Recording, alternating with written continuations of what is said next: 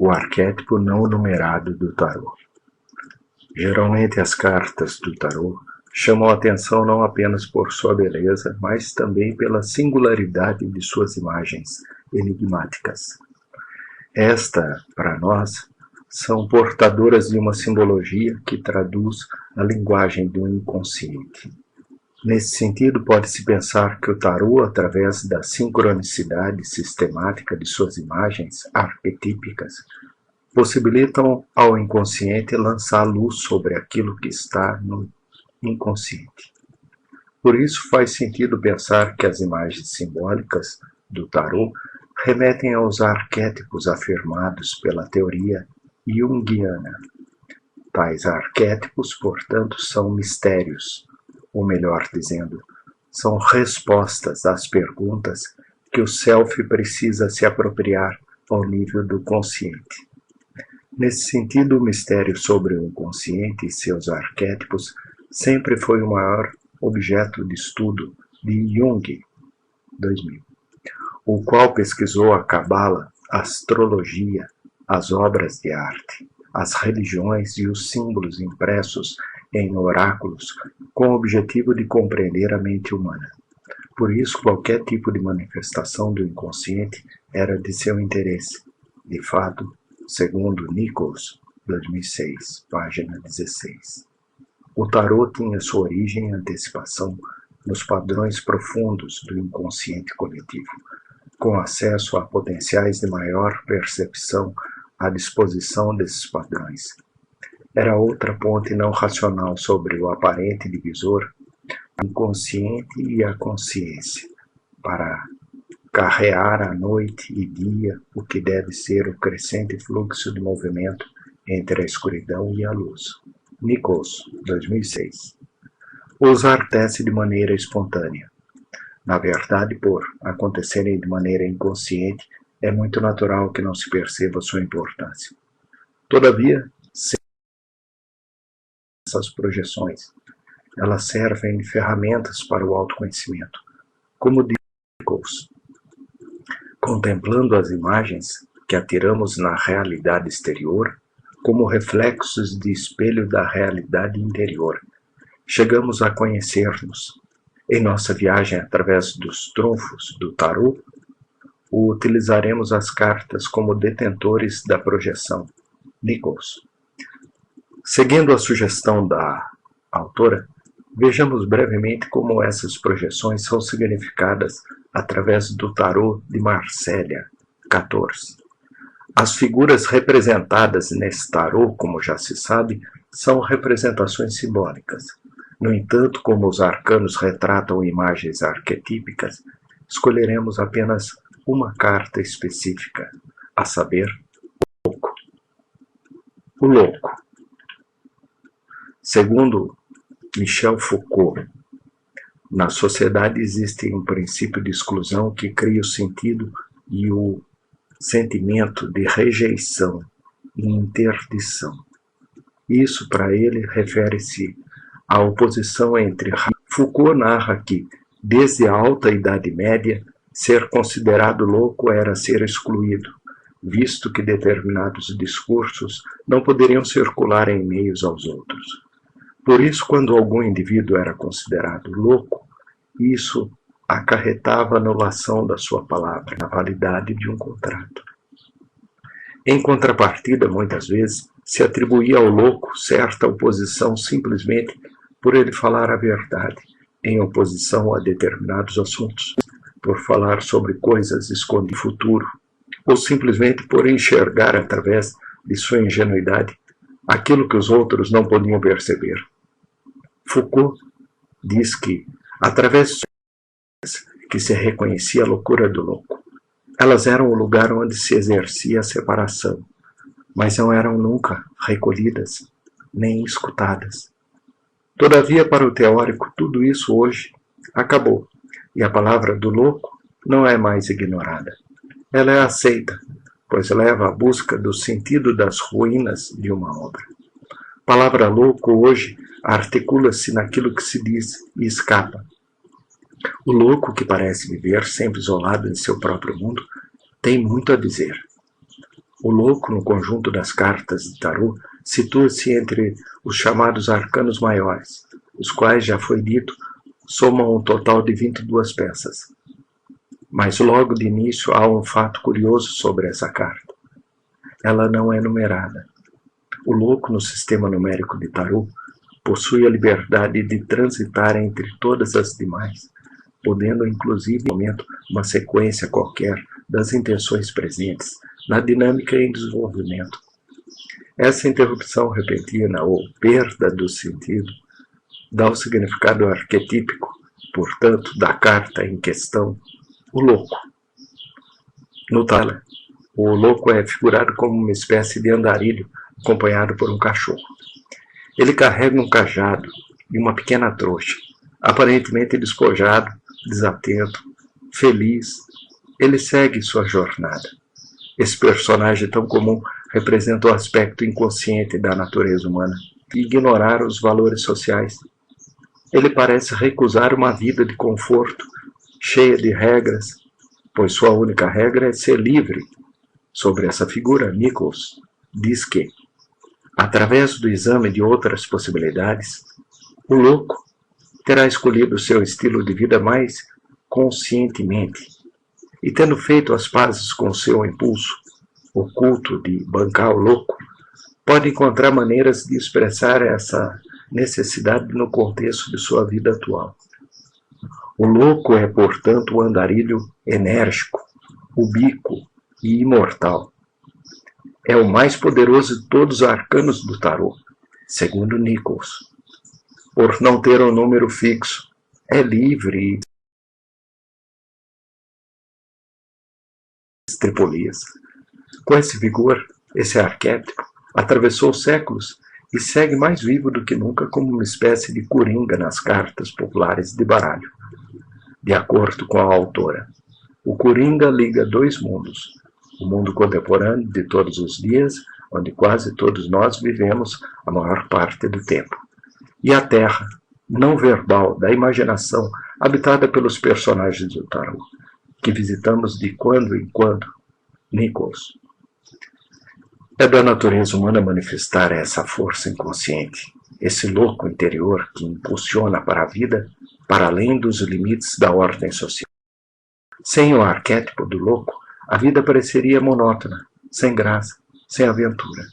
O louco é corajoso, não tem medo de seguir seus impulsos, e nisso está velada uma sabedoria. Tal pesquisadora destaca que o louco é o símbolo do fogo prometeico.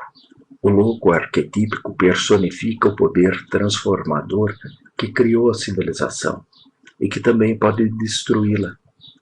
O seu potencial para a criação e a destruição, para a ordem e a anarquia, reflete-se no modo com que é apresentado no velho tarô de Marsella, onde o retratam seguindo a vontade, liberto de todos os estorvos da sociedade, sem ter sequer um caminho para guiá-lo. Não obstante, enverga o traje convencional do bobo da corte, a indicar que ocupa um lugar aceito dentro da ordem reinante. Nichols. Esse mesmo louco, com seu bom humor, representa o bobo da corte, fofoqueiro, porém os reis o mantinham para alegrar e afastar o mal, por acreditarem que bobo é a corte. De forma semelhante, o louco nos lembra o palhaço de circo, aquele sujeito completamente grande, rosto pintado. Nichols diz que dessa maneira o louco funciona como ponte que liga dois mundos, o mundo desordenado do inconsciente e o mundo ordenado da consciência.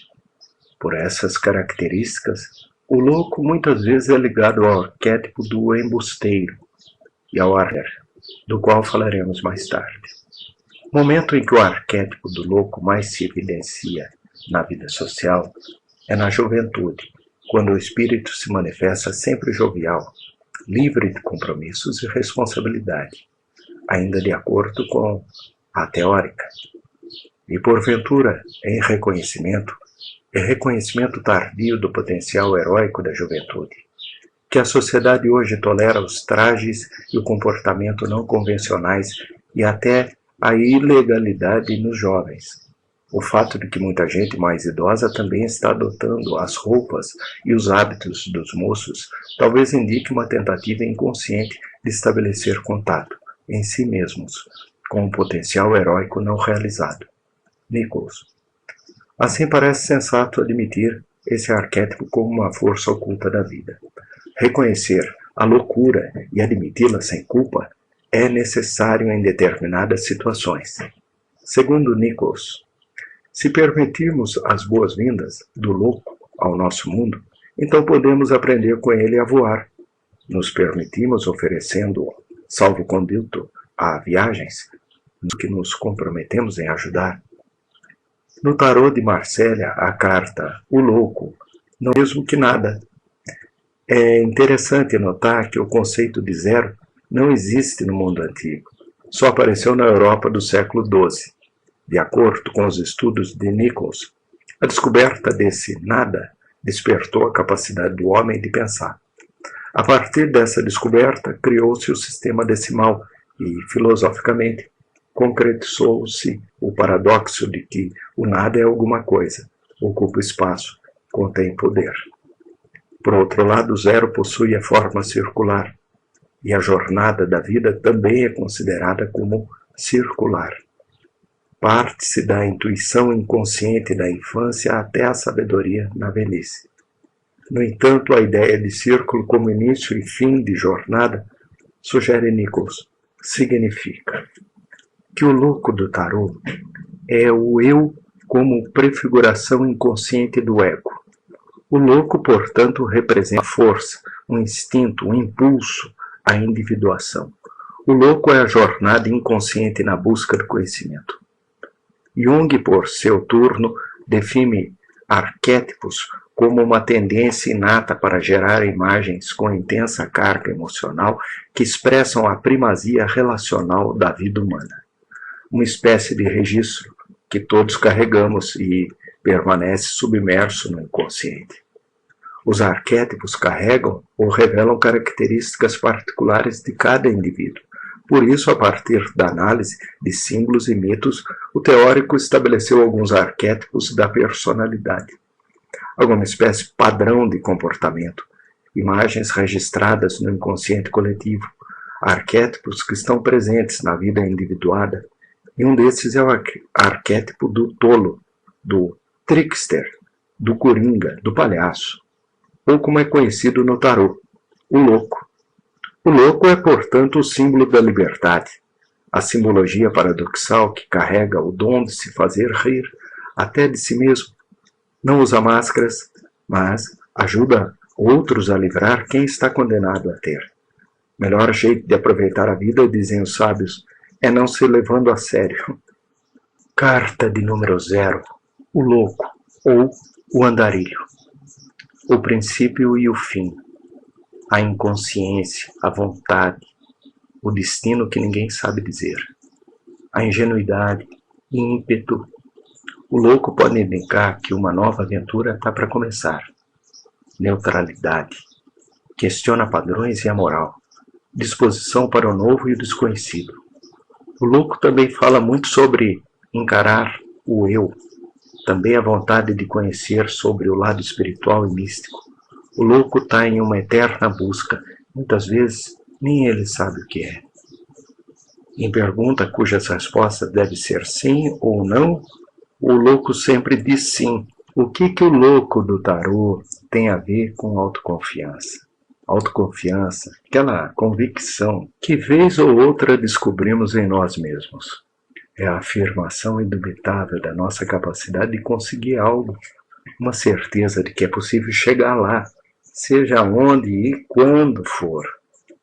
Essa noção, típica dos mais variados manuais de autoajuda, tem sido confundida a de autoestima, que é quando nos avaliamos positiva ou negativamente enquanto pessoas e definimos, ou não, o nosso lugar no mundo, tanto para nós quanto para os outros. Se a primeira é uma força intrínseca presente no âmago das nossas vontades, a outra, em síntese, é um julgamento que fazemos sobre a nossa identidade e a postura com o mundo. Indo a fundo no tarô, podemos vislumbrar vários arcanos muito bem qualificados para o exercício da autoconfiança, mas, em certa medida, a raiz dela está na lâmina sem número. O louco, a carta de número 0.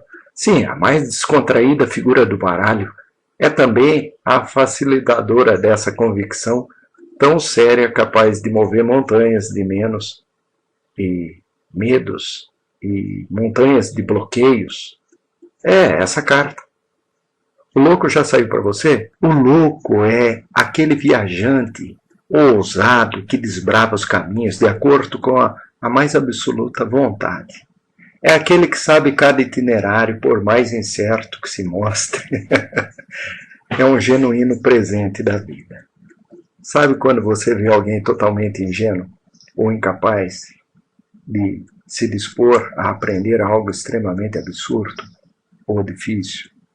Então pare e imagine-o de novo, percebendo o quanto ele está banhado de autoconfiança. Em vez de perder tempo com os receios, ele prefere se jogar e experimentar o novo, mesmo que não venha, porventura, a alcançar o sucesso. Creia que essa pessoa possui a ousadia do louco, que tem sempre uma postura positiva com relação às suas capacidades, tanto mentais, emocionais, quanto físicas. O louco, mais do que ninguém, sabe que a autoconfiança é como um músculo. Quanto mais exercitada, mais definida e forte ela acaba se tornando. Por que a autoconfiança é tão difícil? Mas porque é tão difícil alcançar e, mais ainda, manter a autoconfiança? Simplesmente porque existe a preguiça, a contramão dessa estrada tão promissora ao nosso bem-estar. Todo e qualquer esforço para mudar de posição pode parecer vão diante dos milhares de exemplos de pessoas mal-sucedidas por terem se lançado em situações infrutíferas. Mas ninguém está isento dos erros. É a partir dos erros que acertamos e chegamos aonde queremos. Seguir sozinho com os nossos ideais é um bom começo para nos tornarmos senhores de nós mesmos. O louco sabe que viver livremente é sinônimo de correr risco. Por isso mesmo, se lança alegremente às passarelas e aos barrancos, pois eles são caminhos que podem reservar surpresas maravilhosas. Não há por que não olhar para uma direção nova quando estamos frustrados ou decepcionados com as nossas escolhas. Afinal, o que temos a perder quando parece ter dado errado? É justamente essa hora de se mostrar criativo diante da vida.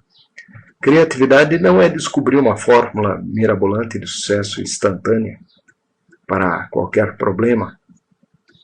Longe disso, criatividade é ouvir as suas próprias lamentações, mergulhar no fracasso, extrair a força necessária para emergir firme e forte. Entenda que qualquer empreitada oferece dois caminhos. Uma é o do sucesso e o outro é o do fracasso. Mas mesmo assim, eles são relativos. O que pode ser o fracasso hoje? Pode determinar o quanto você aprendeu para recomeçar convictamente amanhã. É seguinte, e seguindo adiante, sem deter muito com os percalços do caminho que o louco descobre o paraíso. A metáfora sempre vale.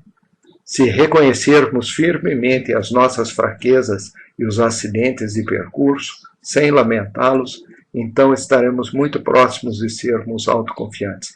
Afinal, essa convicção só existe e nos serve se caminharmos na direção dela.